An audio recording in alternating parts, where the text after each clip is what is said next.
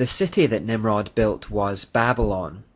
Now the name Babylon occurs in the Bible around 354 times, mostly in the Old Testament, and is in fact second in importance only to Jerusalem throughout Scripture. Biblically, it is always viewed as the devil's city, while Jerusalem is viewed as God's city. They are regularly contrasted with one another and seen in opposition to one another, so we need to understand more about it. By all accounts, Nimrod's Babylon was the first great city of the world, which in turn was the capital of the first great empire of the world. In fact, we have reason to believe that Babylon was the greatest empire of all time. The Babylonian Empire had two eras of prominence, but they both come in times covered by the Old Testament. Its first era of prominence was under the kingship of Nimrod himself, and then later it again came to the fore under the kingship of a man called Nebuchadnezzar. In 539 BC, the Babylonian Empire was attacked and captured by the Persian king Cyrus the Great. This ended Babylon's status as the most powerful kingdom on earth, and although there is evidence that the city remained an important cultural center, and evidence that there were several rebellions by Babylonians against the new Persian Empire, hoping to re-establish Babylon's superiority, it was never resurrected. The physical empire of Babylon disappeared long ago. This is why when we get to the New Testament, which records events around 500 years after Babylon's demise, there is hardly any mention of it at all. Out of the 354 mentions of Babylon in the Bible, 342 come in the Old Testament. By the time of the New Testament, it had been long gone. Indeed, on the few occasions when it is mentioned, it is often just in reference to Old Testament events, except for one notable occasion where Peter uses it as a code word for Rome. This is because by the time of Jesus and the Apostles, the Roman Empire was the new dominant power on the world stage and the Babylon of its day.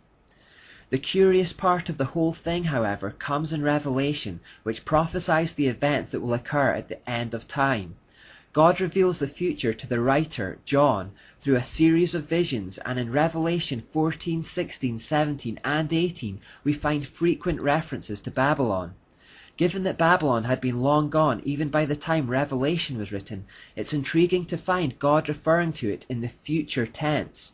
For example, in Revelation 18:21 we read, "Then a mighty angel picked up a boulder the size of a large millstone and threw it into the sea, and said, 'With such violence the great city of Babylon will be thrown down, never to be found again.'" Will be thrown down, future tense. Revelation 17:5 perhaps has the most famous reference to Babylon. It says, "This title was written on her forehead, Mystery Babylon, the great mother of prostitutes and of the abominations of the earth." God's wrath and fury at Babylon is palpable in these passages. He is ready to crush it with such terminal violence that it will never again see the light of day or have any bearing on the world again. He calls it the source of the abominations of the earth. The language being used to describe it just couldn't be any stronger. In Revelation 16:19 we read, "God remembered Babylon the Great and gave her the cup filled with the wine of the fury of his wrath." Fury, wrath, violence. These are the words that describe a God filled with a terrifying and righteous anger. God utterly despises Babylon. But again, wasn't Babylon conquered over 500 years before Christ was even born?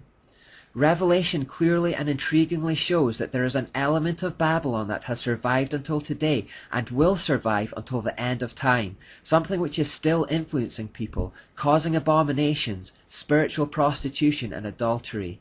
In Revelation 14:8 we read, "A second angel followed and said, 'Fallen, fallen is Babylon the Great, which made all the nations drink the maddening wine of her adulteries.'" In Revelation 18:2 we read, "With a mighty voice he shouted, 'Fallen, fallen is Babylon the Great. She has become a home for demons and a haunt for every evil spirit, a haunt for every unclean and detestable bird.'" Babylon will fall, but it has not yet fallen. You see, Babylon is more than just an ancient city. As the Bible so clearly outlines, it is the source or fountainhead of evil that began thousands of years ago and is flowing throughout the history of mankind, affecting us even today in ways we don't realize. It represents a satanic system of rebellion against God's plan of salvation that has never ceased to exist in one form or another. The practices, symbolism, and perverted thought processes that originated there are still with us today.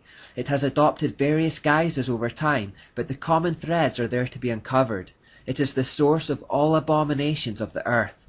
This study is largely about following those threads from Genesis to Revelation and covering everything in between, so that people might learn to recognize them, avoid deception, and be stirred into action against their spiritual enemy.